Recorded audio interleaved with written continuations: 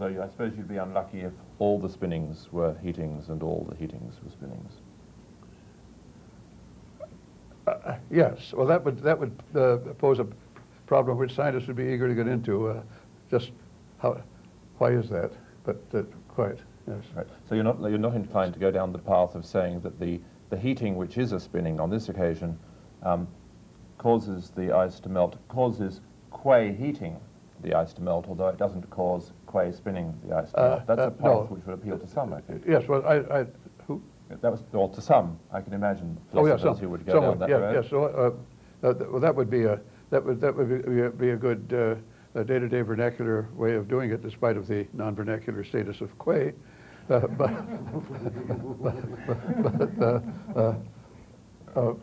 I wouldn't, because that brings in concepts that I don't think we need, and that I find it clear to avoid.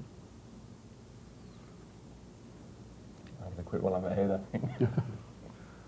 About ontology, you share with Carnap certain basic predilection for wanting to rob certain questions of their force. For example, the question, what is an ordered pair really?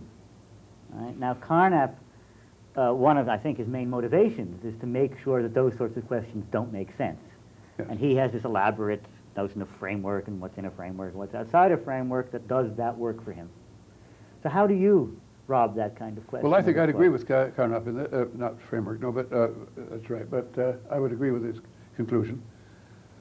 I would say, I think the trouble with this is that we're using a term that hasn't been sufficiently, it hasn't been either defined or sufficiently described to cover the particular circumstance that we're questioning, so that in that sense it's a meaningless question.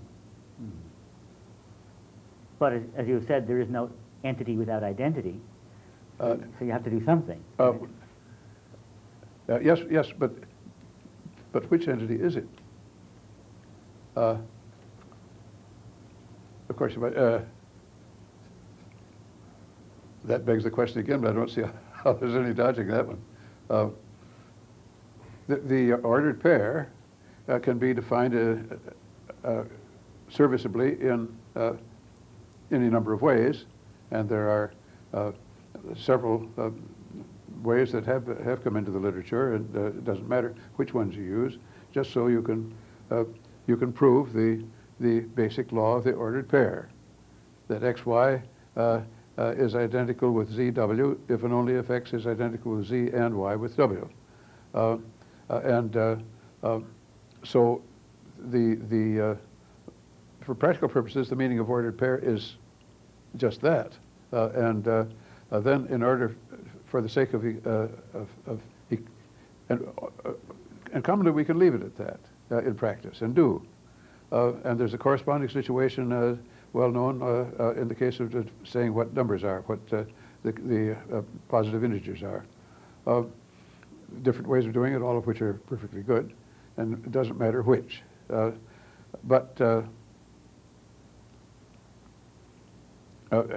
then there are two ways of looking at that situation, in both the case of the pair and the numbers. Namely, one way is, yes, here we've got this ambiguous term, ordered pair, or the many kinds of ordered pair. But I think that philosophically the more straightforward way is in this case, elimination. And say, now we've shown, here we've defined ordered pair, we've shown we're not going to need to assume as an irreducible notion the notion of ordered pair, because we've got other notions here which, if we put them together in the right combination, will do the same trick. So let's do that, and there are no such things as pairs. Do the same thing about numbers. There are no such things as the positive integers. We're just talking about these sets.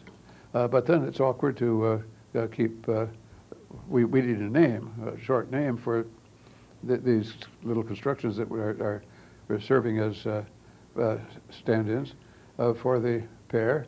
And so what better name, since we've already freed the term ordered pair, it doesn't refer to anything anymore, those are gone, let's reuse it. It's another kind of economy.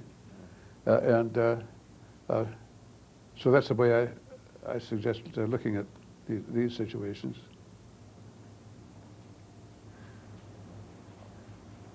Is there, do you see any relationship between the particular situation one is in here, in thinking about what numbers are or what an ordered pair is, and your general doctrine of ontological relativity? That's, yeah, an interesting thought. I hadn't.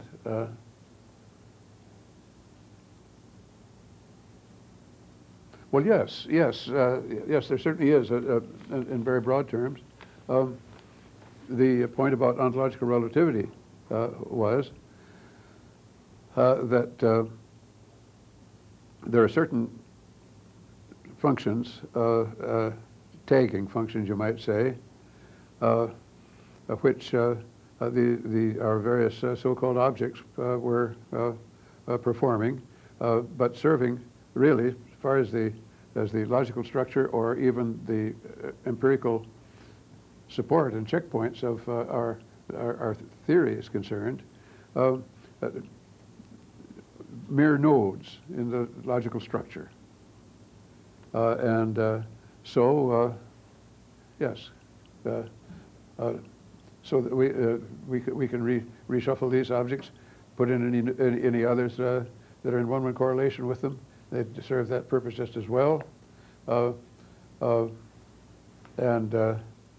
So if we had some systematic way of naming these nodes,